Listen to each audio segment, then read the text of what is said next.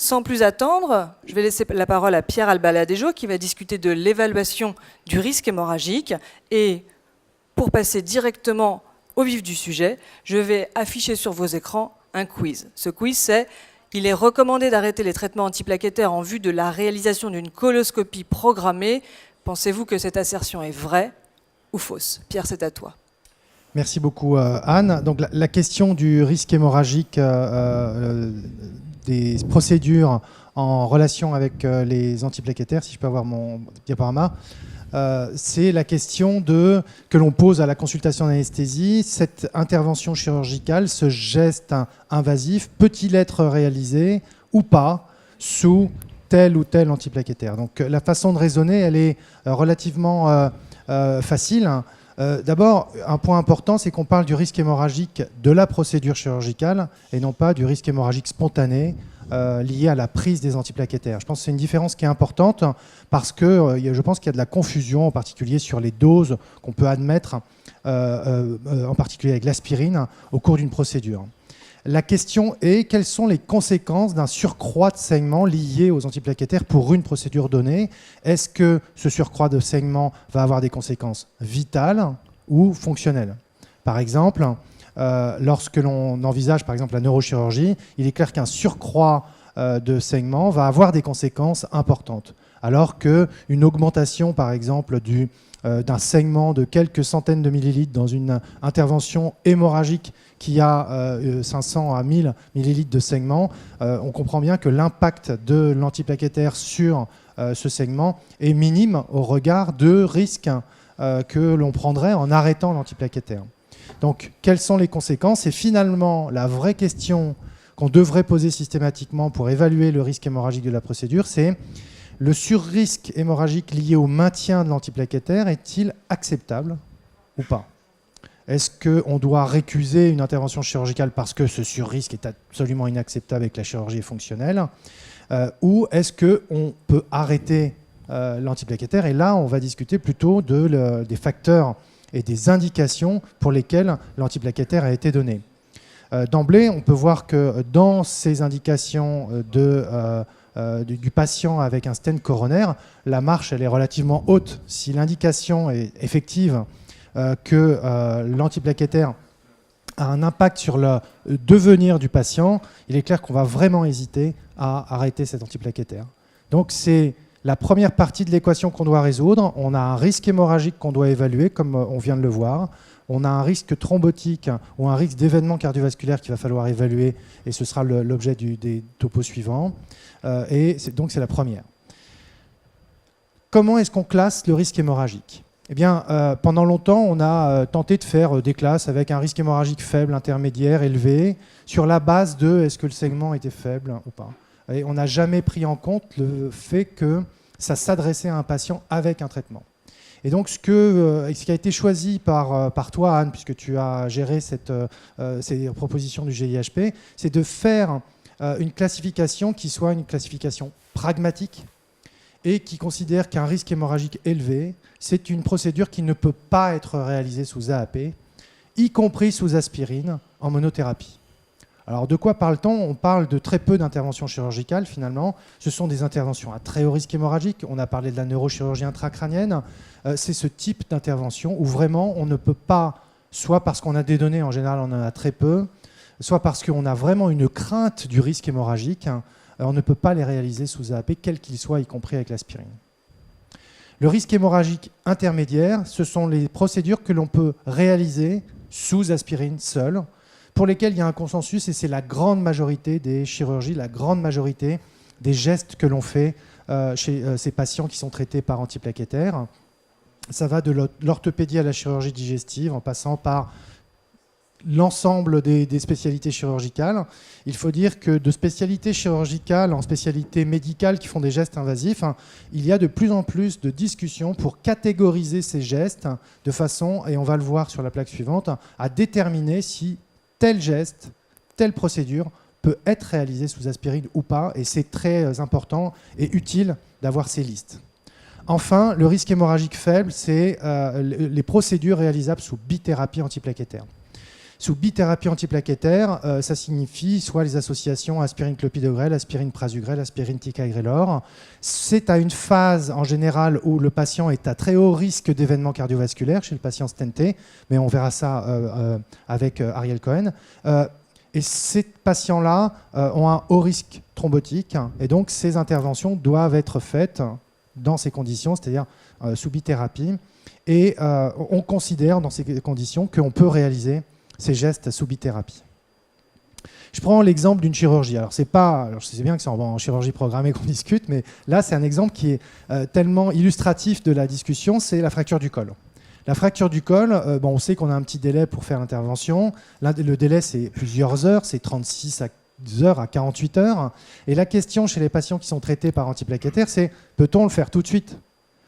Quel est le surrisque lié à la présence d'un antiplaquettaire pour cette chirurgie-là, la chirurgie de fracture du col?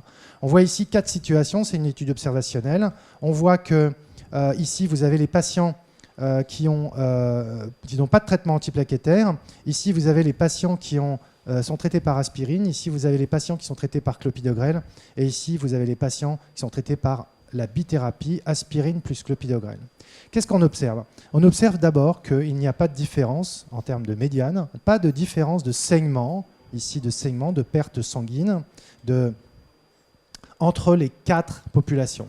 Alors certes, il y a une variabilité qui est importante, certes on peut avoir de mauvaises surprises, mais globalement ce que cette plaque nous dit, c'est que le surrisque hémorragique lié à l'antiplaquettaire, que ce soit aspirine, clopidogrel plus aspirine, il est acceptable dans ces conditions-là. Donc ça, c'est un exemple d'évaluation du risque hémorragique pour une chirurgie. Ici, je vous ai mis les propositions de la Haute Autorité de Santé qui ont été publiées en juin 2012. Et vous voyez qu'il y a plusieurs situations ici en urologie et ici pour l'endoscopie digestive. Donc vous voyez que pour l'endoscopie digestive, alors, d'abord, poser la question, est-ce qu'en endoscopie digestive, on doit arrêter l'aspirine? Ça n'a pas de sens. Les procédures sont extrêmement spécifiques, qu'il peut y avoir de la fibroscopie diagnostique avec biopsie, qu'il peut y avoir de la résection de polypes ou des gestes beaucoup plus à risque hémorragique comme la mucosectomie ou la CPRE, et que les sociétés de gastroentérologie se sont déterminées pour dire, oui, tous ces gestes-là, ici, peuvent être réalisés sous aspirine. Certains peuvent être réalisés sous clopidogrel ou prasugrel ou l'association aspirine plus cétienopyridine. Mais certains autres gestes ne peuvent raisonnablement pas être réalisés avec ces médicaments-là et en revanche peuvent être réalisés avec un surrisque hémorragique acceptable sous aspirine. Donc voilà comment est-ce qu'on doit catégoriser ces procédures.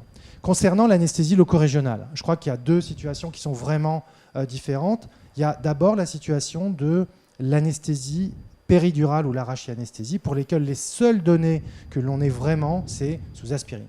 Et ça fait un moment déjà qu'on considère que ces gestes-là, péridurale ou rachianesthésie, sont réalisables sous aspirine. En revanche, on n'a pas de données, ou très peu de données, ou des données qui ne sont pas suffisantes pour recommander la réalisation de ces gestes pour d'autres catégories d'antiplaquettaires comme clopidogrel, prasugrel, ticagrelor.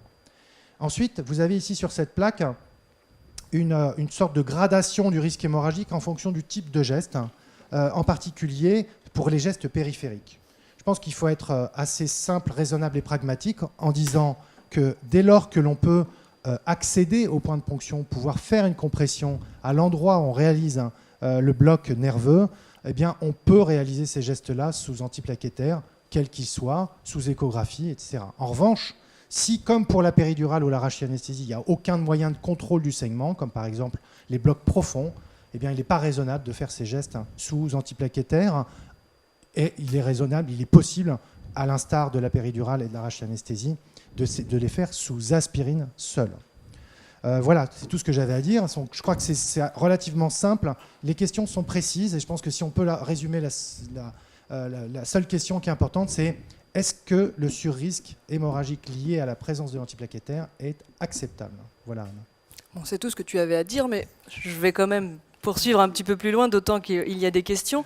Il apparaît assez clairement que pour avancer dans cette évaluation du risque hémorragique, il est nécessaire que chaque centre se soit approprié une classification et définit à l'avance l'attitude pour chaque geste entre arrêt et poursuite de l'antiplaquettaire. Dans cette classification que chaque centre doit faire à l'avance, bien sûr, les recommandations HAS apparaissent comme une aide. Tu nous as montré 2 tableaux. Quand on regarde le tableau sur les endoscopies sur lequel tu t'es attardé, si on s'intéresse aux résections de polypes, par exemple, situation extrêmement fréquente, quel que soit le centre dans lequel on travaille, il est noté que quand le polype fait moins d'1 centimètre, aisément, on peut le réséquer sous aspirine, alors qu'à l'inverse, pour plus d'1 centimètre, il serait de bon ton d'arrêter l'aspirine. Alors la taille du polype s'apprécie en général une fois qu'on est sur site et il est trop tard pour anticiper.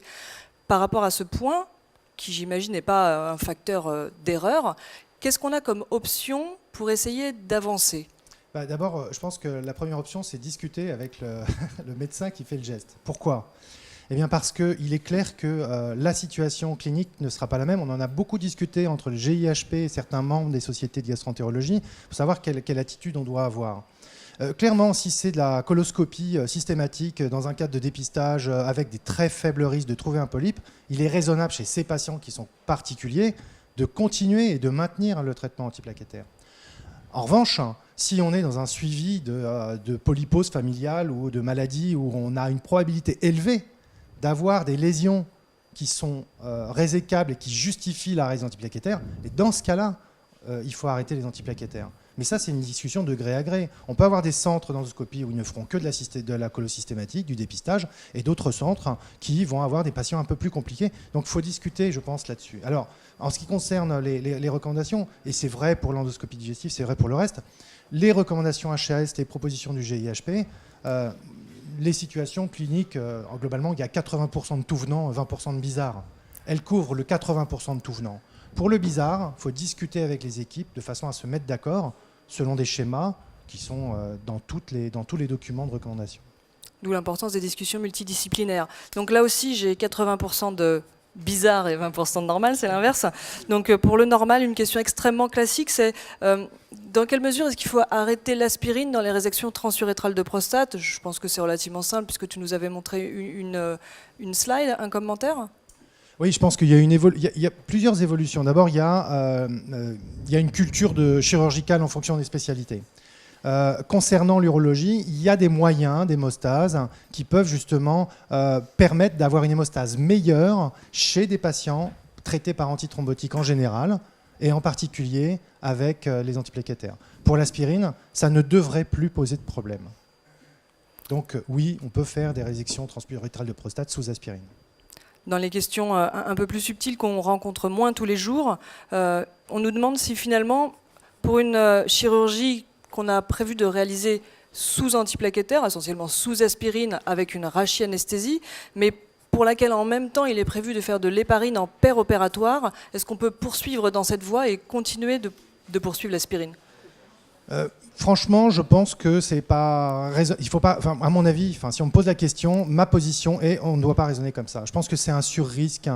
Quand on associe 2 antithrombotiques, on augmente considérablement le risque hémorragique, pas uniquement spontané, mais aussi périopératoire. C'est vrai avec les associations, avec les AINS, avec les anticoagulants, avec les antiplaquettaires. Donc dès qu'il y a une situation où on va rajouter des anticoagulants pour des gestes de chirurgie vasculaire, choses comme ça, je pense que je pense que c'est pas raisonnable.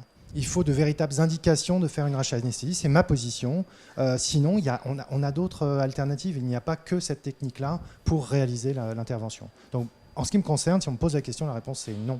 D'accord. Donc, on anticipe les classifications, on discute de façon multidisciplinaire et on privilégie la sécurité. Merci beaucoup.